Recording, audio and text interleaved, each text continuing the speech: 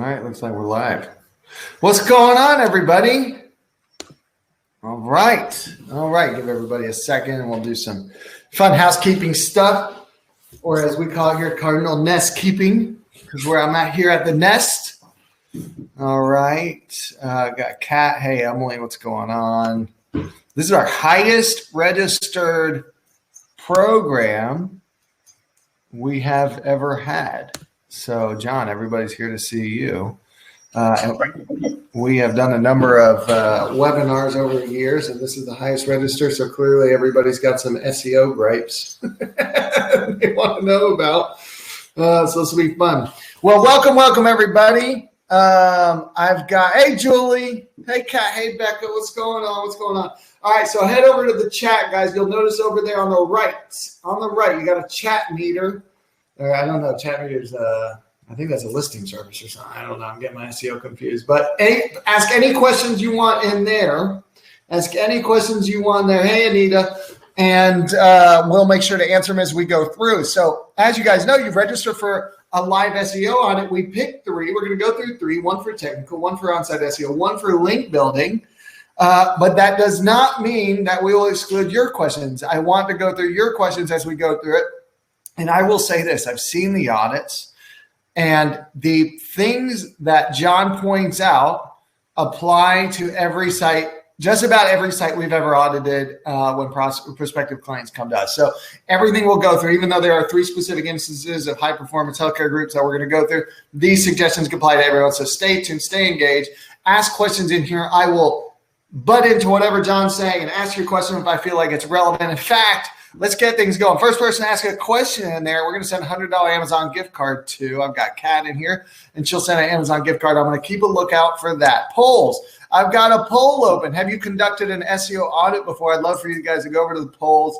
I know everyone's tired of polls since last November, but if you don't mind doing it one more time, we got 100% no on the SEO audit. Remember, $100 Amazon gift card coming at you. You can take the gift card to space now. John, what do you think? Where did they take off from? Was it Texas or Florida? Blue Orange. I didn't watch, but I know they didn't go all the way into space, and they got trolled pretty hard from Elon Musk. Richard Branson even less went into space. But listen, this is how I define space. If you can see Earth, you're in space.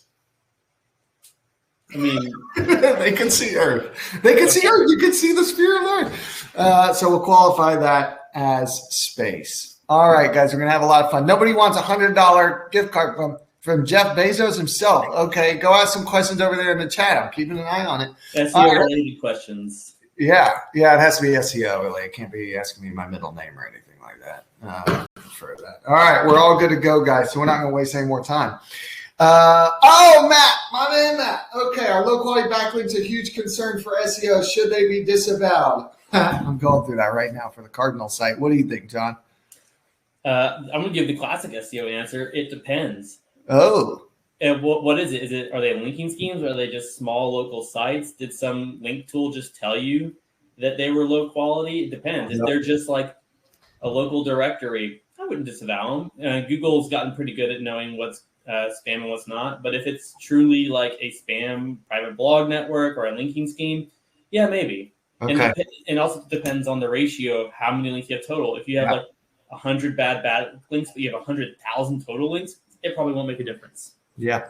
Well, generally, if you just have a ton of bad backlinks, you should be doing this at least twice a year. Go through all your links and disavow. It should be a regular part of your SEO program. Google's not counting a ton against you, but if you have a maleficent competitor, they could do a bunch of stuff. Julie, lots of spam stuff is low quality backlinks. All right, we're going to get into it. They have low domain authority, etc. I'll send you. We probably got an article. Kat, let's get an article on low quality backlinks when we get a second. Matt, $100 coming at you. Let's start the presentation. Let's see if it starts. I trust technology very little. All right, I'm closing the poll, by the way. Have you conducted an SEO audit before? Most said no. I think only 4 responses. So most, have you conducted an SEO audit before? And the majority have not. So this is fun. Your agency, if you ever reach out to agencies, they do them for free for the most part. I don't know. Maybe they're charging now because agencies are busy. All right, guys. So I'm the CEO of this place. So it's all my fault. It started being my fault 12 years ago. And we've got John online who we're going to get into his background. You have the best technical SEO wizard in the world on the line today who's going to be going through your sites. I can't speak highly enough, but I will try here momentarily. A little bit about the agenda. 3 pillars of SEO. What makes up SEO? What are the core pieces to it? And then we're going to go through a technical audit, a content audit, and link building audit. So if you didn't know what the 3 pillars were, there, we kind of just went through them, didn't we? So technical, we're going to look at what makes up the site, the key things on the site with how it's coded, to how it's displaying, to how quick it is, and then on-site content, what makes up the keywords on your website and how well it's shown to Google. And then we're going to talk about link building, which is signaling to Google that you are the coolest cat in the room and deserve to be number one. All right. So a little bit about Cardinal, then we're going to move on. That's our fun flock over there. We are not all things to everyone, but we are one great thing to one great type of client. We are a performance marketing agency for a high growth healthcare group. So if you're looking to scale locations, providers, and you want to do so through performance marketing, we are here to help. We have staked our flag into the ground on that and have lots of great clients, about 40 people and growing quickly. Can't find them fast enough. Market incredibly competitive, but still growing quickly. And like I said, started 12 years ago. Very proud. Lots of great clients on the roster. We help everything from dermatology to behavioral health, addiction, orthodontics, senior care, senior living, hospital groups. You name it, we've helped it. And you don't have to be 400 locations. In fact, one of our groups, we started with one regional group, helped them grow to 20 and 20 regional groups and 4,000 clinicians, 300 locations around the country. And they just rang the bell on the NASDAQ last week. Very exciting. That's LifeStance Health. And John is the man with the plan. He's actually the one that has spearheaded all the growth online. So big thanks to John. And we love helping patients find the right providers, not the right now providers. So we're very serious about only taking on the best medical groups in the country. And love, if you have any questions, you can send them over to John here or after the fact. I'm going to go back to the chat and make sure I'm monitoring for any questions. Like I said, John has been in healthcare marketing for quite some time. I've seen him speak at national conferences. I've flown around and actually seen him speak. He writes for Search Engine Journal. And all of those clients that you saw up there, he's the one that helps take them not from zero to hero, but from good to great, I would say, to hero. They don't start as zeros because they're coming to us. And we like to make sure that they take off from there. So John is absolutely brilliant. You guys are in for a treat. John, welcome to the webinar. Let's take it away, my friend. What are the pillars? Let's do it. So I think one of the best visual representations of the pillars is actually created by Moz. Anyone with the slightest experience with SEO has heard of Moz, great educational resource. And they kind of broken up the pillars into several stages, but let's talk real high level. There's technical SEO is the foundation of all SEO. Content is the meat, and link building is the cherry on top. All three of them work hand in hand to help accelerate your organic performance.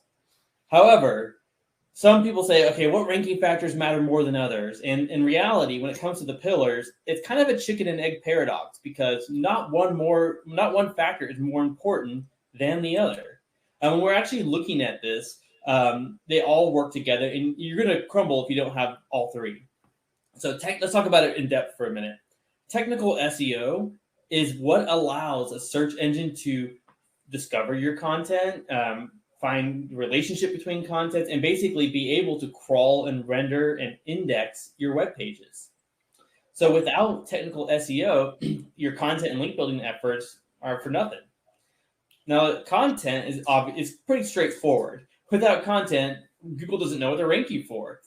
Users don't know what your site is about. Content is king, still and always will be. So without those two, there's not much to go on.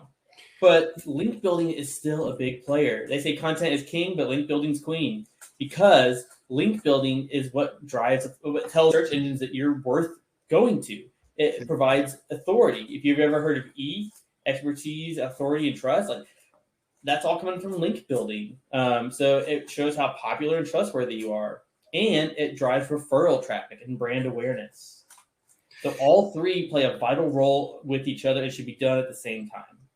Yeah, and big update just came out from Google and Core Web Vitals over the last few months. If your site's slow or loading poorly on mobile, bam, getting hit.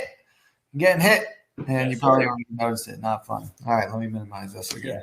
So let's talk about our approach and how we look at a real audit. And when we're building that website, either you're starting from scratch or you're getting a new site that's existing, we always start from the foundation, just like that pyramid structure. We look at the technical SEO and make sure that the site can be crawled and indexed. Next, we look at the content and make sure that everything's in order. Because before we go to link building, we need to give someone something to link to. Make sure our content is link worthy. And so we work and make sure that our content is targeting the right keywords, that it's in depth, that it's providing great value to users, and that we're achieving what people are searching for, what they call search relevance. And then from there, we try to promote it through link building. And then you repeat. You go back through. Every 6 months, we do a new technical audit, new link building audits and content audits to make sure that our efforts are actually working. Because we don't want to keep doing the same strategy if it's not working. You always got to go back and redo your audits. All right, let's dive into the first audit. So we've broken up for each of the 3 pillars. We're going to do a different website. So for technical SEO, we're going to be looking at Neurology Consultants of Dallas. So when I'm looking at a technical audit, the first thing I do is use a couple tools. Now let's get something out of the way. There's a lot of SEO tools. There's some free tools, there's some paid tools, and you can have all the tools in the world, but unless you know what questions to ask, the tools are useless. You need to know what you're looking for. And so tools are a means to the end. You're not going to get a hammer expecting to build a house. Just like that, you need to make sure that you have the right questions in place. So let's talk about a couple free tools and the questions that we're asking and what these free tools can tell you. We know that having a mobile responsive site is a ranking factor. Google is now only crawling the mobile version of a website. So if your website is not mobile optimized, you are not going to rank well. So is my website mobile friendly? Well, Google has a free tool. You just Google mobile friendly test, and you can just enter any web page on your website, and it'll tell you if that web page is mobile friendly. Now, quick note, it's not your whole website. It's each URL at a time. But it will tell you if it's mobile friendly or not. Another free tool is my website fast? Just like Alex mentioned earlier, with Core Web Vitals, web speed is really critical. And so if you look at page speed insights, and there's some other free tools out there, but what Google's using is Lighthouse. So to find that, search page speed insights, and that's Google's own tool. Put in your URL, and it will tell you not only on a scale of 1 to 100 how fast your website is, but it'll even give you some tips on what to optimize to make your site even faster. Another thing that I look at when I'm going through websites, especially when I'm doing sales audits, is I want to know what technology a website is using. So if you look up Wappalizer, that is a free Chrome extension that you can add to your browser, and you can look at any website and see what technology they're using. You can see what they're using for analytics. If they're using a chat feature, you can see what chat program they're using, all kinds of stuff. You can see that, oh, this website is using WordPress, so I know a couple of things to look for. So if I know a site is on WordPress, I know some common technical SEO things to check for to make sure that it's optimized. And that's true with a lot of different things. So this is really critical for making sure that our site is optimized when we know what technology they're using. Is more technology good or bad? Typically, the more tools that you're using and more plugins and things like that you have on your website, typically that can lead to slower web speed, but things can be mitigated and optimized. Again, like anything in SEO, it depends. You got to love it. John pointed out this morning to me that I had a bunch of tags still on there from previous programs and technologies we were running that were slowing down because they're still loading, but we don't use anymore, and help speed up our site. John doubled our site speed this morning with this widget. Double cardinal site speed this morning. He's so good at this. But yes, one of the things he told me is go in and get rid of some of this stuff. Matt's asking, would love to hear some of those common WordPress tips, John. Yeah, well, I've got some articles out there for you. Maybe we'll drop some in the chat. So one of the things that I'll go through some of those too. Since this is a WordPress site, we'll look at some of the common WordPress themes. Now, again, like Alex said, I mean, that's why we routinely audit our own sites and our client sites to make sure that we're still using everything that's getting deployed. If you haven't already, set up Google Search Console. If you go to Google Search Console, you can get Google to look at your site. You can track your organic performance, look for technical issues. For example, we want to know if your site has been penalized in the past or has any indexing issues. And going to Search Console, you can find that. Now, I don't have access to this website Search Console, so I just showed an example. This is Cardinal that I can see. If we go to manual actions here, it says we've got no penalties on the site. But you never know unless you get set up Search Console. This is a free tool that Google puts out. If you don't have it, you need it. I hope those tools are helpful. But the first thing we want to look at, now that we've got those tools out of the way, is I run a crawl of a website. I've got some crawling tools that I use out there. I use a combination of Screaming Frog and Sitebulb for different reasons. But I look at the site architecture. And now when I talk about architecture, I'm talking about what your URL structure is and how different pages link to each other. Now, this is my favorite analogy. When we're talking about a website's architecture, this is one of the most critical factors of technical SEO. Now, your website, think of your website like a grocery store. When you go into a grocery store, each food item has an aisle of a category. And within that aisle, sometimes there's multiple categories. So let's say you're going into like the frozen aisle. You'll have like dinners, frozen fruit, frozen vegetables. And it can all be in one aisle, but different sections. And then within each section, you have different brands and different types of vegetables maybe. So think of your website the same way. When Google goes to your site, it has all these labels and signals all around to tell it where each thing lives and the relationship between it. And the more often Google goes to your site, the more efficiently it will find that information because it knows where to go. Just like when you go to the grocery store, if you go to a new store, the first time it may take you 30 minutes to get through it and find everything you need. But the next time, maybe it takes you 25 minutes or 20 minutes because you already know where everything's located. Google's the same way with websites. So when you're looking at your web architecture, the key is 2 rules. 1, stay organized and stay scalable. So when you set up your website, you want to make sure it's easy to add new products, pages, whatever it may be, and make sure that it's easy just to slide it right in and you're not trying to break your site to make it fit. So this is what a web architecture might look like. This is a visualization of Neurology Associates of Dallas. Now, each of these little green dots or nodes represents a page on the website. If it's green, that means that Google can crawl and index that website. If it's red, that means that Google is not able to index that website. So what we're looking at here also is a couple of these little what we call content silos. So if you look at a content silo, I squared them out right here and showed what they all are. So we have some provider pages. Oh, look at this. Down here on the bottom right, we see a bunch of non-secure versions of the website that are out there, meaning that the web URL is HTTP and there's no S, there's no security certificate on that. We have service pages, old doctor pages, and one of the key things that stood out to me, other than the non-secure version, was a lot of these old doctor pages are getting actually redirected, which is why they're not indexable. So there's a lot of technical issues here. And what we really want to see here is turning something like this on the left into something like this on the right. And so on the right, you can see that the content silos are a lot more clean and organized. Everything's in the green, and that the site is really well indexed. Now, this looks pretty and all, but what does this mean for you? What this means is that Google is going to have a much easier time getting through your grocery store and getting their groceries in order. So anytime you update content or add new content, it's going to be discovered faster and indexed faster. And when we have a great foundation like this, all of our content and link building efforts you're going to get performance boosts much faster rate than at the original state. Now let's talk about a couple more nitty-gritty stuff that I noticed. We're seeing redirects in the site architecture. Now, a redirect is simply when you click on a link and your browser tries to load that page and it sends you to a different URL. So we're noticing that there's clickable elements here on these doctors' pictures and the view provider buttons.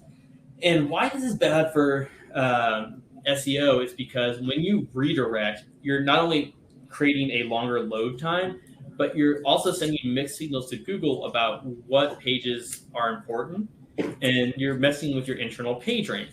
Now, Google's come a long way with improving how they handle redirects, but our goal is to not confuse Google, but to provide as many clean signals as possible. So our recommendation is to switch those out with direct links. Another issue here is if you look at the CTA down here, all of these links, whether it's the icon or the links here, are leading to non-secure links. So if you just simply add an S to the HTTP, that will secure up the link. Now, this is a security vulnerability and could lead to a site getting hacked, but also, again, sends mixed signals to Google, linking to non-secure versions of your website. That was a quick and dirty overview of a technical SEO audit. Very simple stuff. So we look at the site architecture and we look at a number of different factors. Now, when Cardinal does technical SEO audits, we look at over 100 technical factors, and we come up with a game plan on what we think is going to make the biggest impacts the fastest. There are a lot of factors out there, and some free technical SEO auditing tools can help you break down what to work on. Now, whether you can fix them or not, it really depends on how web savvy you are, how your level of webmaster skills, if you can code. There's a lot that goes into it. Some fixes are easier than others. Hey, John, real quick, we've got a couple questions since we just went through the technical stuff. And thank you to Neurology of Dallas. Very brave. I'd be nervous to put my site up there and have everyone in the healthcare community pick me apart. So thank you to them in St. Charles Spine. John Perez asking, not sure what you mean by switching to direct links. What do you mean that? Avoiding the redirect chain? Is that what you're referring? Yeah. So let's say you click on link A and it redirects you to link B. So instead of linking to link A, swap out that link just to redirect B. Just go to the final destination. You're skipping a step there. So directly to the final destination as opposed to that redirected page. Yeah, avoiding those redirect chains. Anita's asking, what's the best way to deal with a lot of 301s? Make a spreadsheet? Spreadsheet. So typically we export them into spreadsheet and see where they're linking from. Oftentimes, you'll notice that sometimes your redirects are coming from a global element, meaning that, like, say, your footer or your main navigation menu. So if you fix it in one spot on your website, it can fix it throughout the whole website. That's if you're lucky. If you're not lucky, you got to do a lot of manual work, going to page, uploading or changing links, swapping them out. Wow. That's typically why a lot of people will defer out to agencies to take care of that manual lift for them. It takes we are the muscle. We're the muscle. Let us do the stuff you don't want to do. Bailey Johnson asking, when is it necessary to invest in paid SEO tools? Are the free ones enough? Again, it depends on what questions you're trying to answer. A lot of the free tools out there will give you like the high level stuff, give you some quick wins, but they don't really give you strategy. Yeah. If you had one SEO tool, what would it be?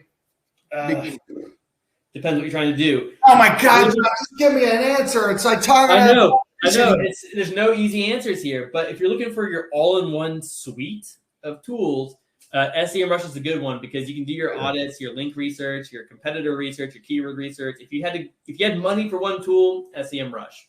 Okay, I would agree. That's what I would use too. A search console for the free tells me everything I need to know. Yeah, but if your all-in-one is SEMrush. Anita, John, Matt.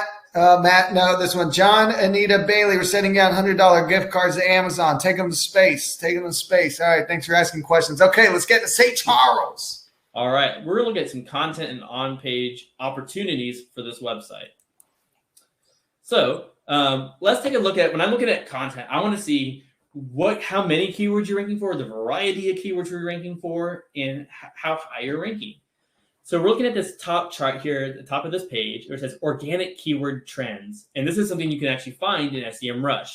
Each of these little colors represents what position you are, whether you're in the top 3 positions 4 through 10, 11 through 20, and so on. And what I'm seeing here is for the past year, you had a slight boost right before December. And then you kind of been at a plateau for a little while, which means not a lot of updates have been happening. Not a lot of variety. It means we need to shake it up, add some new content, change up some content, and improve rankings. We're also noticing that you're primarily ranking for provider-based keywords, not necessarily service keywords. And the reason for that may be that your service pages are a little bit thin and not super competitive. So we're going to talk about some opportunities there. We did some readability analysis through some tools to see how easy it is to read your content. And it's fairly difficult for the average user. So especially in healthcare, you have to ride that fine line between using clinical language and patient-facing language. So it's a very tricky thing in healthcare that we deal with a lot, is helping with content. Headings are really important. That could be like the big titles on your webpage. believe it or not, those are actually coded differently and send different signals to Google. So optimizing your headings is really, really important, and it's a really big on-page factor for ranking. We're also seeing very little internal links. So linking to other pages is very important signal for telling Google, which pages are related, how important are certain pages. And it also helps users navigate your website. And there's a lot of big opportunities on your location page that we're going to get into. So let's talk about those heading structures that we were referring to. So if we're looking at here, this breakdown at the top where it says H1 and H3, H1 tag, the general rule of thumb is to have one H1 tag on your page, and that is your main title of the page. And what it should say is what this page is about. It should include your main keywords and give the users and search engines an idea of what to expect on this page. So this says minimally invasive spine surgery. To me, I think that's pretty straightforward. It tells you what it's about and what to expect on this page. So I expect as a user to learn what you do, what that's about, what I can expect there. And then what I see is the other headings on the page are our services, patient education, and patient forums. So it doesn't break into it's not actually picking up the actual section titles on this page because they're bolded, as opposed to like maybe an H2 tag. The other rule of thumb is that you want to have a natural breakdown here. So instead of going straight from H1 to H3, you want to have an H2 or something in there to break it up a little bit and have that natural tiered approach. So this is important because Google uses these actual heading signals as for keyword targets and to know what this page is about. And it also makes it a little bit more readable for users when they're scanning through your page because they pay attention to those headings because they're more eye-catching. So additionally, these are fairly thin, and I would recommend adding some more commonly searched questions. And one of the best keyword research tools out there is Google itself. So when I searched minimally invasive spine surgery, I get this little feature right here called the people also ask. And these are some of the keywords you're not going to find in keyword research tools either, because they're so new and trending that they haven't gotten there yet. So these are the long tail questions that you want to be answering that a lot of your competitors aren't answering. So if you can ask these questions on your page, pose the question in a heading, answer it with robust content, then you can start to outrank your competitors and actually help your patients make that decision. And these can be the difference between a patient discovering your site and actually booking an appointment. Now let's talk about internal linking. So an internal link is really important. And that's when, not just your menu, but it's when you have content and you highlight some content and maybe a couple words and you make that a link. And those words are called anchor text. And then that anchor text is a signal for Google about what that page you're linking to is about. So let's say I'm talking about lumbar disc microsurgery. And I mentioned something about other forms of surgery like minimally invasive surgery. And then you can link to that page. And that tells Google what that page is about. And it also sends signals about how important that page is. Google looks at internal linking a lot, and it's one of the most critical on-page signals along with heading structure. Now, here's your biggest opportunity for ranking, your location page. Let's take a look at where you're ranking for general surgery keywords in your area. This map at the top of the computer here is an actual geo map of where you're located and how well you're ranking outside of your area. And in your immediate vicinity, you're ranking at position 1.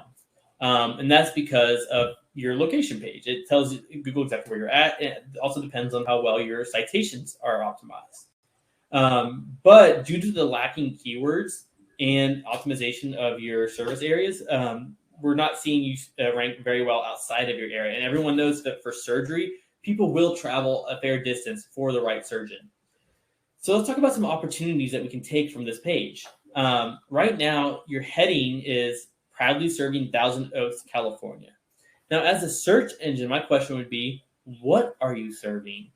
Your H1 should tell me exactly what your core service is in that area. So I would recommend something like proudly serving the patients or surgery in Thousand Oaks, California. And something a little bit more specific to your services. You need to have your key focus area plus a geo modifier. When I say geo modifier, it's typically like Thousand Oaks Surgery Center or something like that, where you have your focus keyword and a geography term. Additionally, there's no long form content here on this page, and having robust content on your location page can help you outrank your competitors locally.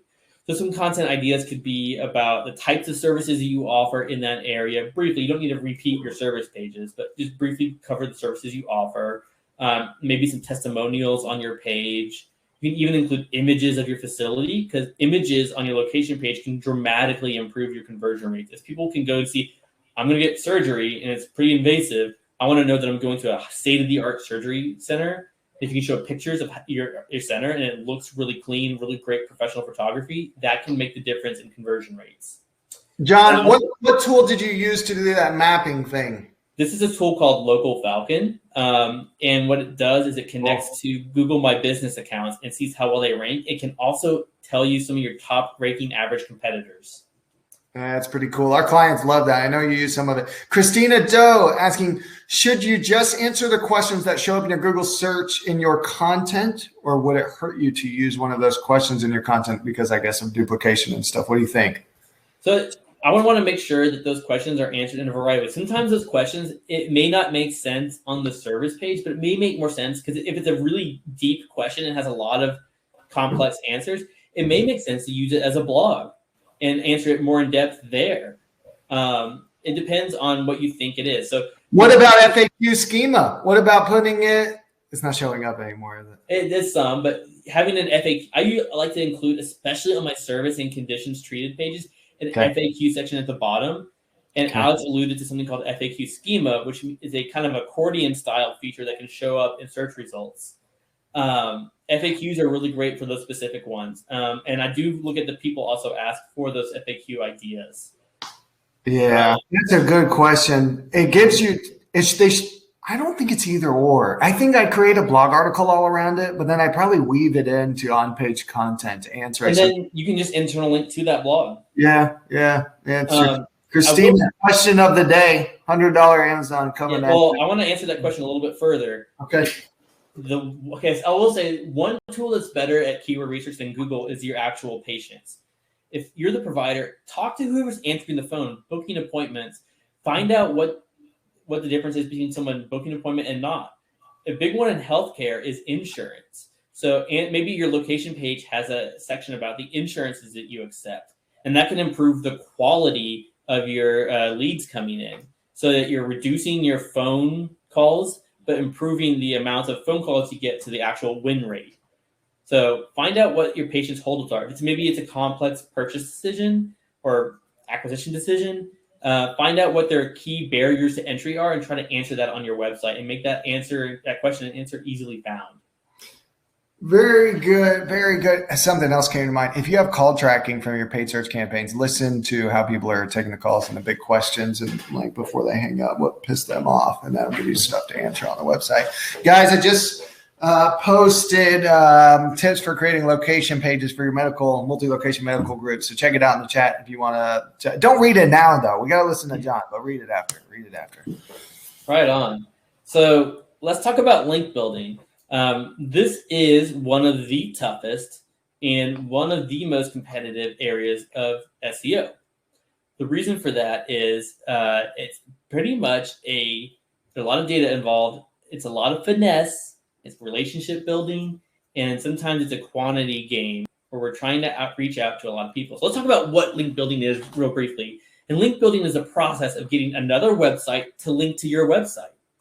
And the hard part oftentimes is not just finding who it is, it's getting something worth linking to. It's crafting that pitch and convincing someone why they need to link to your site. So a good example is you maybe create a bunch of, you do a lot of research and you have a bunch of independent studies. And so people are quoting your studies in their information, in their articles. And that gets really difficult for a lot of local businesses to find something worth linking to. So that's why people usually work with creative agencies to find out what content should I create to link to, and how do I make these relationships? How do I do outreach? And that's why they work with SEO agencies to do that for them. Let us take the heavy load. So we're going to be looking at Brook Lane. Now, one of the low-hanging fruits of any kind of local business, whether you're a service area business or you serve people directly at your location, is listings, citations, directories. There's a lot out there, and there's a lot to link to. There's some big guys like Google My Business, Facebook, Yelp, and then there's some more niche specific directories where it's like if you are a senior living center, there may be some senior living directories like a place for mom or something like that, where there's really industry specific ones. Now, you could go create a profile on all of these and list your business yourself. Or you could work with an agency to do that for you, or you could use a tool like Yext or Bright Local or Whitespark. There's a lot of free tools, not free, they're paid. A lot of paid tools out there. Oftentimes, working with an SEO agency gets you agency level discounts. So there is a benefit to working with agencies, and also we optimize your listings because when you go to these listings, there's a lot of information out there that you can add, a lot of rich information like keywords and services you offer, descriptions, images, and things like that. And updating all of that information across these 100+ listings is a lot of manual work. That's why we use tools to automate that process and make sure that they're the same. Now, when you're doing these listings, consistency is key.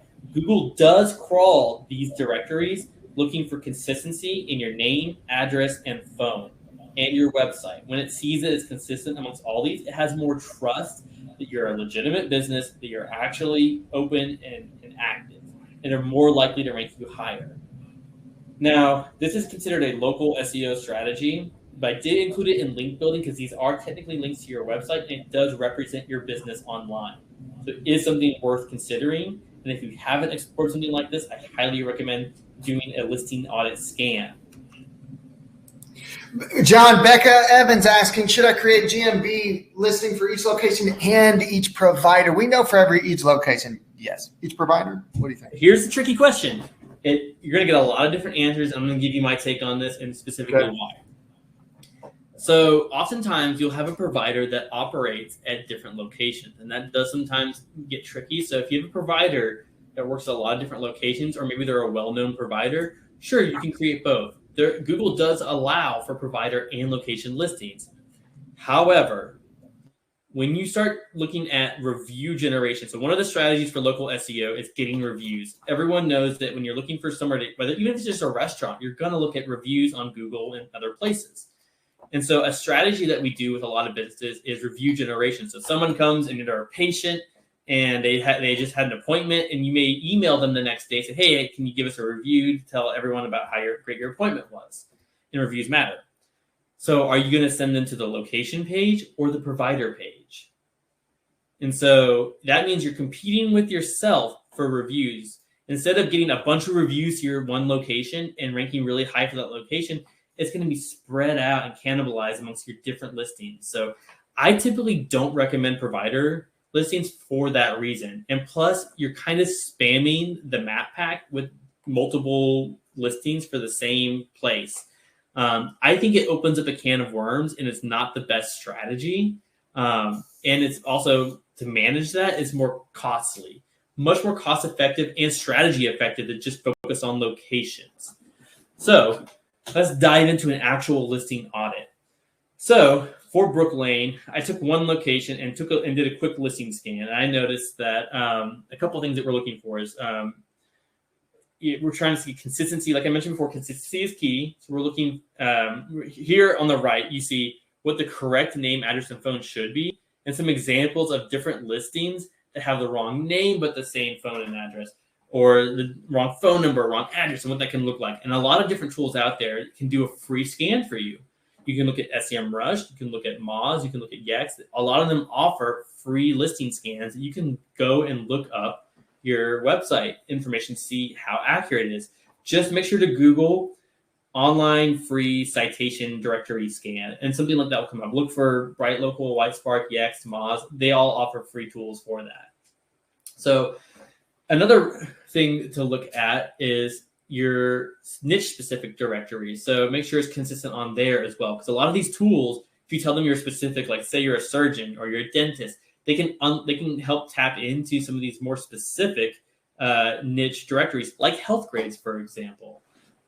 Make sure that you're also taking advantage of your categories on these, and you're adding good optimized photos, and most importantly, link directly to your location page, or if you're going to do provider listings, your provider page. Nothing's more annoying than clicking on a local business and going to their homepage and trying to navigate to whatever location you're trying to get to. Also, it's a good ranking boost to link directly to your location page, because Google actually does look at that URL for the information. So if you have multiple locations and you're linking to your homepage, Google may not rank you as high because it doesn't know, it's not as confident which location you're talking about. So here's a more in-depth audit of what we're looking at. So we can see that this for this one location at Brook Lane, their audit was about 33% accurate, meaning that only 5 out of, and this is a sample of 15. I didn't even do like the 100 plus. This is 15 of the top listings that we usually look at, and only 5 of the 15 were actually filled out correctly. And so they're missing out on a lot of not just ranking boost, but they're not even showing up in some of these top directories that people actually use. You may not go to Brown Book, you may not go to Hot Frog, but those actually do get traffic, and that is a source of potential referral patients. So again, our recommendation here for Brook Lane is to work with an SEO agency, obviously, or try to go out and partner with someone like Yext, Bright Local, Whitespark, and get your listings corrected and up to date. So why does this matter? Google's looking for trust. It's looking for consistency.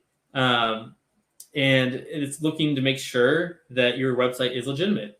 Beyond directories, let's talk about things other than directories, because some of you have your directories in order. What about other link building? What about getting mentioned in articles and guest posts and things like that? Why does that matter? Well, that actually allows you to rank for a variety of other keywords. The content on your site is not the only way you can rank for keywords. You can rank for keywords just by the anchor text that other websites are linking to you with. So by getting featured in other websites, you can not just build trust, but you can start to rank for other keywords. And Google has more trust that you are actually going to rank high for that keyword. So if you are a surgeon, or in this case for Brook Lane, if you are a home health area, you're a retirement facility, if you rank highly for a retirement facility or a senior care or something like that from your backlinks, you're going to rank much higher for that. What we are looking for in a backlink audit is toxic backlinks. So an example of a toxic backlink would be like these blog networks where they're like, if you look at something like Blogspot, where there's like hundreds of blogs that are all kind of just created by machines and linking to you, but they're all part of the same network. That's a spam backlink and could lead to a penalty. Excessive foreign backlinks happen sometimes, and those can lead to penalties as well. Malicious link networks, imposter websites, and more. There's all kinds of spam out there that either has been done by old SEOs, or maybe your website just got looped into a bunch of websites that are getting hit by these. Sometimes you have no control, and that's why it's important to do routine backlink audits and disavow cleanups. So here's a backlink audit we did for Brook Lane. The other audit we looked at was their citations. This is their true backlink profile. And we use SEMrush for this tool. So if you want to do your own, get an SEMrush account, you can do this yourself. And what we're seeing is that it's a pretty high toxic backlink profile. And so they have about 451 referring domains. So that's a single website linking to you, but they have 2,200 backlinks, which means some of these domains are linking multiple times to them. And that's not necessarily a bad thing, but it depends on the type of website that they're linking to. So while 27 toxic domains isn't a lot of bad domains, for a total of 451 total domains, it can be a lot. It's a significant percentage. It's always a percentage basis. And with 34 potentially toxic, that's equaling, like 13.5% of your backlink profile is toxic. I definitely work on disavowing a lot of these. If you're Brook Lane, and where do you go to get the full list of links? You go into SEMrush into their backlink analytics. You can get it there. You can get it in other tools too, because all these other tools have their own database that Google may not share with you. Okay. Let's look at an actual physical example of a link scheme. Okay. Here's a link scheme that's currently linking to Brook Lane. So if you're a Brook Lane watching this, check out your backlink profile. You have a link scheme here, where if you look at, these are all different websites that all end in /links. And they're the exact same content, exact same theme, different websites. This is a true blue link scheme. that if Google discovered will either devalue your rankings, or if they see this in excess, they could lead to a penalty. And I have seen link penalties. They do them every year. Are these linking to Brooklane right now? They are. Oh, Julie, you got to get in there. You got to get rid of these. Yep. And there's more than just this one in your backlink profile. So definitely go take a look and disavow these. So in general, when you're doing a backlink profile cleanup, Google recommends that you do outreach to get them removed. So you want to go out there and ask the webmaster to remove those links. However, that's very rarely possible. All these link schemes, very rarely can you find contact information, or if you do, you can get a hold of them. So if that fails, if you've tried that and it fails, then we do a link disavow. Most of the time, these link schemes you can't get a hold of anyone to take it down. So that's when we recommend. Takes too long too. Like if you get a manual penalty, go and do it. Oh my God. Yeah. All right, John, what do we have? We got some questions here. Let me know when you want to get to them. All right. Before we get to the questions, let's talk about some strategies, because we don't want to just disavow a bunch of links and leave it at that. We still need to be earning new backlinks over time. And link building is not a one and done deal. You need to be constantly earning new links, because the nature of the web is that you're always losing backlinks. There's a lot of reasons you lose a backlink. Let's say you were in the news. News links are the most common way to lose backlinks, because you'll be featured, you get a great link, and then they'll archive that page and it'll go away.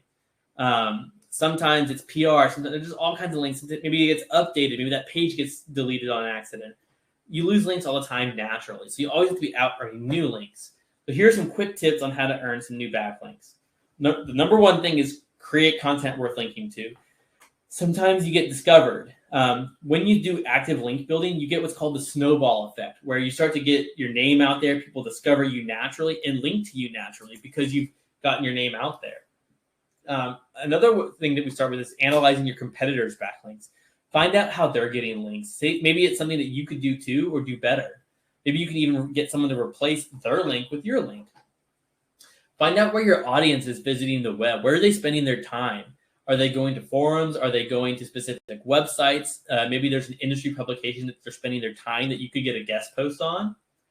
And then form relationships with these industry publications. Find out who the editors are. See if you can contribute some actual useful content to get your name out there. And then you can always work with an SEO or PR agency to earn links naturally by creating good content and doing a lot of this manual outreach. All right, I think we're ready for some Q&A. All right, thanks, Mr. John. We got a lot of good questions coming in here. I might go from the top down. I'm going to stop the prezzo so you can see our mugs here. Christina, though, is it beneficial if you're getting linked through a post due to an event or mention? Is it beneficial to share it? Does that help boost your page via backlinks or SEO? So I guess the question is if an event is linking to you and then you share their page or write about it on your site. Yeah, probably both. Let's assume both. Do we need to reciprocate the link? Do we need to share it? Do we need to put it on our blog? In general, Google looks for link reciprocation as a negative sign. Negative. Google does not want to look at reciprocal links. So I would, in general, not link back to them. Yeah. It's like being the popular one on the playground. When the kid comes up to you, you're the cool one if you don't talk to him. If you go and start the conversation, if you talk back to him. Man, why you gotta be toxic like that, Google? I know, it's terrible, but that's what they want to see. They want to see one-way links, right? You don't see Apple and Forbes linking to everyone. No, they don't link to anyone, right? It's like an Instagram follower account. Like you always want to see how many followers they have, but how many people are they following? Exactly. John Perez, when building links, should I prioritize my outreach by the website's DA score? Is it better to just get volume of links quickly? So how we typically, opening up the hood, show them how the sausage is made. Typically, I do a combination of relevancy and DA. So the high DA sites are usually very difficult to get links from, and typically you have better opportunities to do guest posts and contribute to them than a single linking from existing content. So I do a combination. So I'll put like 20% of my effort towards those high DA sites and 80% towards the more maybe lower DA, but more relevant websites. Yeah. Yeah, I gotcha. And let's talk about medical specific backlinks, and then we're going to pivot just from backlinks. We can talk about anything anybody wants. Go throw it in the chat, guys. Top docs, top providers, all of that stuff, quality signals to Google that you guys know what you're talking about if your providers are ranking in any of those things. Also, if any of your providers are giving speeches or are going back to their alma maters or where they did their fellowships and giving speeches, get backlinks from any of those schools. You get any media publication, make sure it will include a backlink. Don't agree to do the interview unless they agree to backlink from whatever publication they host. All of those things are helpful for medical groups.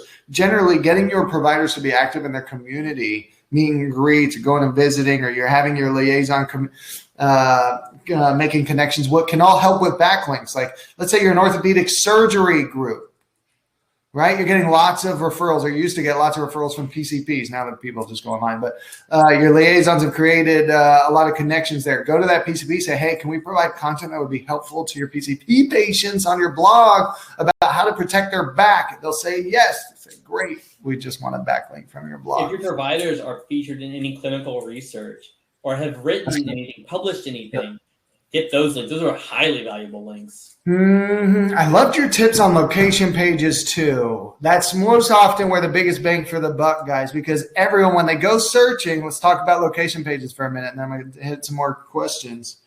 When you're talking about SEO and you're a multi-location group, and I know we have some multi-location friends of ours on here, somewhere in, let's say, senior care, derm, or whatever it is. When someone is searching, think about what you're doing when you search for a dentist in your area. You type in dentist, Atlanta, Georgia, dentist, Brookhaven, dentist, Alpharetta, right? Or you're putting in dentist near me.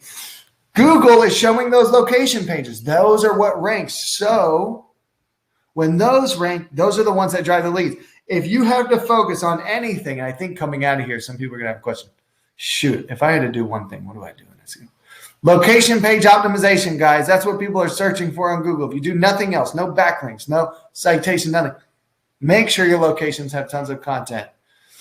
John just shared, what'd you just share? A checklist. Did you write this article, John? Did you just shamelessly plug an article? This is my article I wrote. So this is for generally everybody. So your ultimate checklist to a perfect location page should include these factors. If you're healthcare specific, Alex dropped a link earlier about healthcare location pages. It includes a lot of the same things, but some other things that are specifically for healthcare. Yeah. I love it. John writes everywhere, speaks everywhere.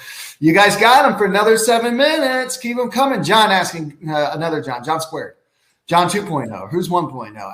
Going back to listings, we've recently acquired another practice and we'll be folding it under our brand, not a de novo. Should we just completely wipe their citations and add our company's information?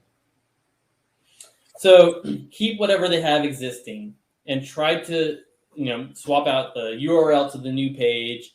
Update it slowly. And so I definitely wouldn't get rid of everything they've got. Keep whatever they've got and do redirect. Especially when you're redirecting the website, do a one-to-one. So if they've got service pages, try to link them to the most closely relevant pages. Location pages, one-to-one. Don't do a blanket wildcard, everything to your homepage. Something we keep running into, John, or you keep running into, I don't get to do the fun stuff anymore, is we got a lot of groups that go acquire other groups and they roll them in, but they never spoke to the group about folding the website and marketing up under the main brand, and then the previous owners pushed back. What do you think about having multiple websites for each brand? Can they leave the brand alone? Is it better for the local community? What do you think? So oftentimes you're cannibalizing your efforts. All these local sites have built up their own authority. And sometimes what we've noticed is that when you merge websites together and you do true redirects, you gain the authority from the previous site through the redirects. If you do a proper site migration, and there's a lot of steps of proper site migration, I think that's a different webinar. So sometimes, let's say you get your DA up to like a 60 because you've done this for so long. And you're acquiring a practice that has a DA of 20. If you merge them into your website and they take advantage of all the rich content on your website and the design of your site, they're actually going to benefit from joining your team. Because if you're acquiring them, the point is that you're providing them the resources that they may not be able to afford as a small practice. So by merging them and all of their resources into your website, they're going to be benefiting in the long run. And they're going to be benefiting from everyone else you've acquired. Yeah. Have those conversations up front. Tell your C-levels or whoever's going and doing M&A to have a conversation up front that they're going to be rolled in, or your marketing expenses are going to. Someone asked earlier in the technical side what I look for in WordPress sites and optimizing specifically technical SEO on WordPress. I just dropped a link that I wrote on OnCrawl's website, which OnCrawl is a very advanced technical crawling tool. It's a little expensive, but it's very advanced. I wrote an article for them about what I look for when optimizing WordPress sites. So there's another link that you can look specifically on a couple key things. Yeah. Good. Hey, you got any more articles you wrote, John? A lot. They're all out there somewhere. Yeah, they're awesome, man. That's so cool. You guys have the wizard here. You got them. 4 more minutes. Let's see what other questions. We're about to rebrand. Bailey, we're about to rebrand and launch a new website. What recs do you have for handling the migration? It's 1-to-1. You just mentioned it. 1-to-1 service. My recommendation is a couple things. Now, most people, spreadsheets. Keep it in the cloud. Do a Google Sheet spreadsheet. Don't do it local, and keep it where all your team is working on one thing because you don't want to have multiple versions. Now, the biggest pitfall of site migrations and rebranding is the things that are not on the surface, the buried content. Do a site crawl. Work with an SEO or developer to do a site crawl and find all of the content that's on your website that you may have forgotten about, because that stuff will get left. And if you don't have backups, also take backups of the old site and keep the old site somewhere, because we've done rebrands where someone's like, oh, we forgot these critical patient forms that aren't on the website. And so we're able to go to the backup, pull it, and get it up live ASAP. So backups, crawl for that hidden stuff, and keep your spreadsheet maps online in the cloud. I can't even follow you, man. That's so beyond. I run the agency. I can't follow. Just call John. It's too much. I do it every week. Julie's freaking out, man. Julie's freaking out. Hey, Julie, don't freak out just because we found the high toxic. She's asking. So I found a phone number for Stonebrook that showed up in your search for our backlinks. If I call them, what should I ask them to do? Looks like website is offline. Julie, email me or John or both, or we're going to send you an email. Just send it to us. I'm nervous. I don't want you going and removing a whole bunch of things.